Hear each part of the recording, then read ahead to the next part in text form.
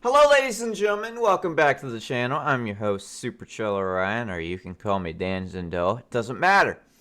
But today is a very dark day for a lot of people.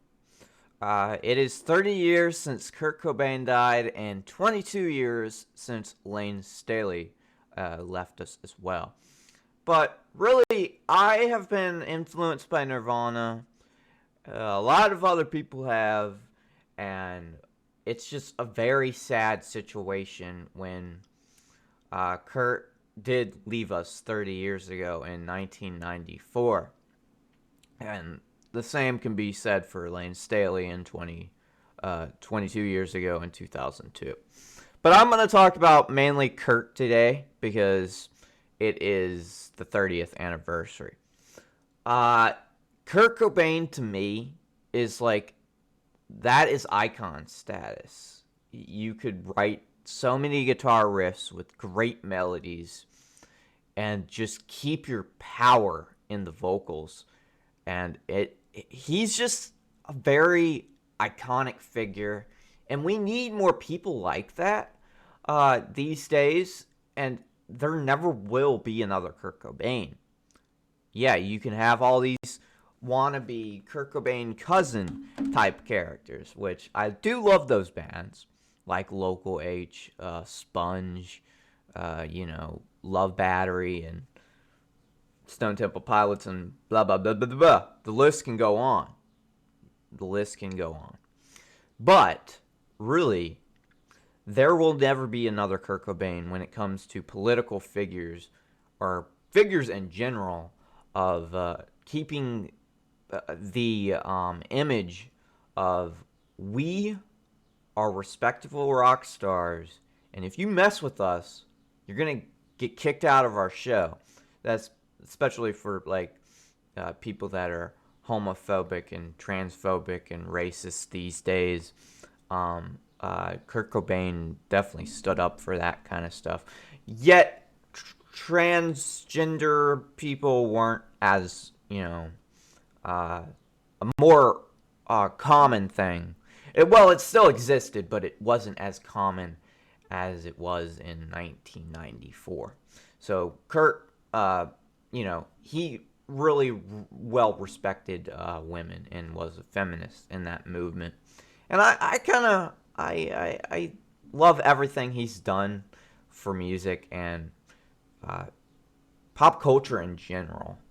A lot of people don't care for Nirvana, but I'm one of those people that they are a landmine when it comes to finding new music. Kurt had such a good music background when it comes to like rare albums and whatnot and weird music, and I've always loved that kind of thing.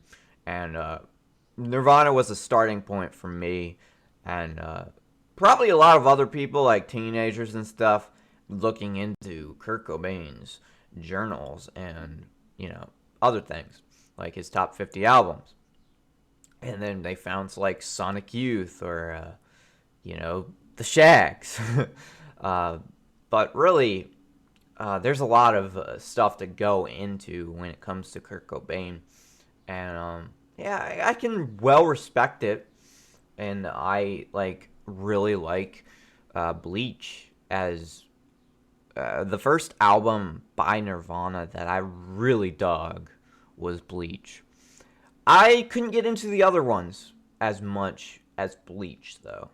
But I'm changing my mood. I've changed my mood a lot the past few years. I'm not 19 anymore when I was starting to get into Nirvana as big as any other person when they're a teenager.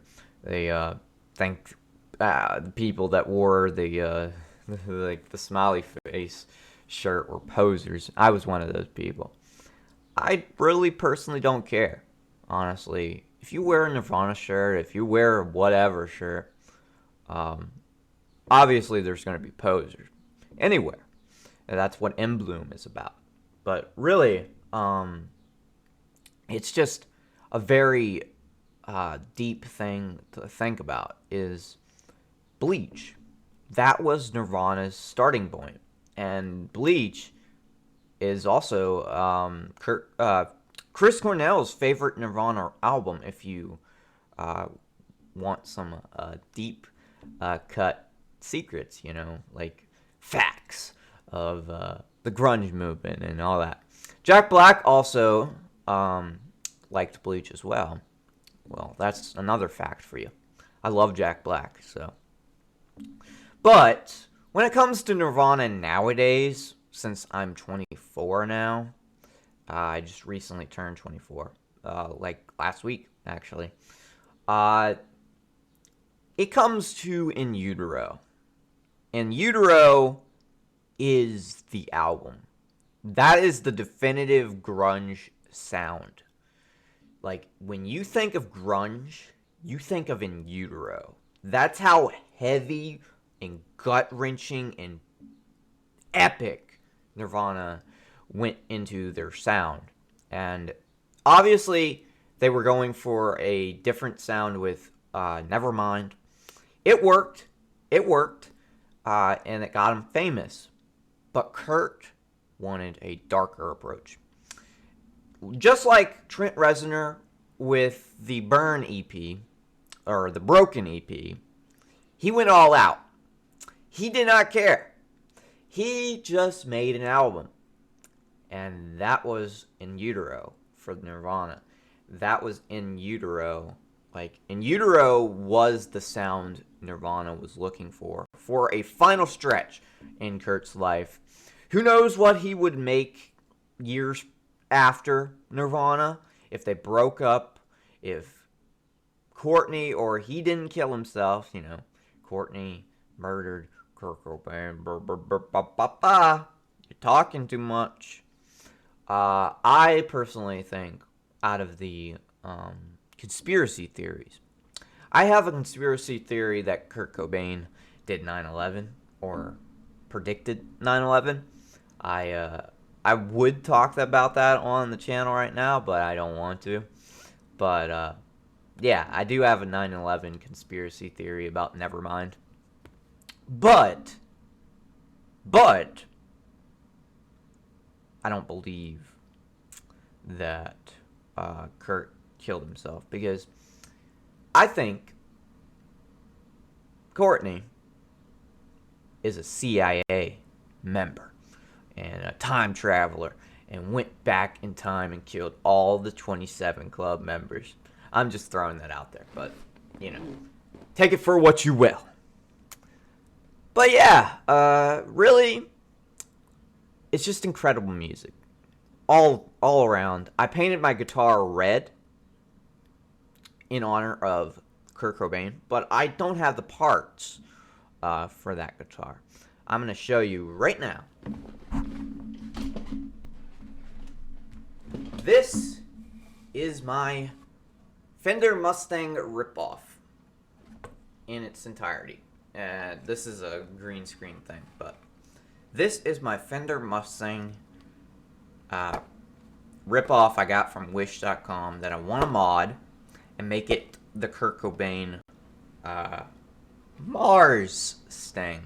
Like it looks like Mars. And just make it look like the Kurt Cobain orange Stang that he used in 1993 for a little bit. Or the, Jag Stang. He did use a red Jag Stang a little bit in his life. He didn't have that too much until, his untimely passing. But, yeah, this is my guitar that I'm going to mod eventually. Just need to buy parts, okay? But, when it comes to guitar, Kurt's a hero of mine. And a lot of people do have him as a hero. He got me into guitar. One of the early, influences of mine. Obviously, there was Chris Cornell and other things like Led Zeppelin and blah, blah, blah. I don't care. I really don't care about classic rock anymore, so, yeah. But anyway, I'm just rambling on. I hope you all enjoyed this video, and make sure to listen to Alice in Chains and Nirvana sometime this month. or this year. Doesn't matter. But yeah, we're in memory of Kurt Cobain 30 years ago. I did do a video 5 years ago that was funny. If you want to watch it, here's me singing "Smells Like Teen Spirit" 5 years ago for Kurt Cobain's 25th death anniversary. Yeah, it was crap, but I was 19, okay? Give me some slack. But yeah, thank you for watching. Stay super chill, and I'll see you in another video.